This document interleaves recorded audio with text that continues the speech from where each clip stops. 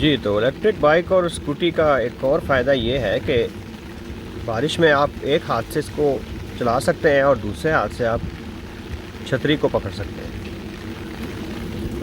बड़ी आसानी के साथ आप एक हाथ से इसको चलाएं और छतरी भी दूसरे हाथ में पकड़ी हो तो आपके जो है वो गीले नहीं होंगे इससे।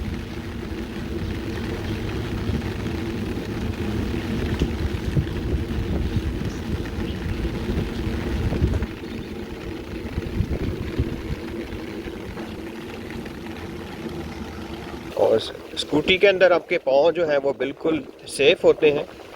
बारिश का पानी जो है वो आपके पाँव पे नहीं जाता और बड़े आसानी के साथ आप बारिश के दौरान भी इसको चला सकते हैं। और अगर कोई शख्स माजूर है, डिसेबल है, उसका एक हाथ के अंदर कोई मसला है, एक पाँव काम नहीं करता या वो पाँव से माजूर है, उनके लिए भी बड़ी आसानी और सुविधा है। एक ही हाथ से आप इसको चला सकते हैं।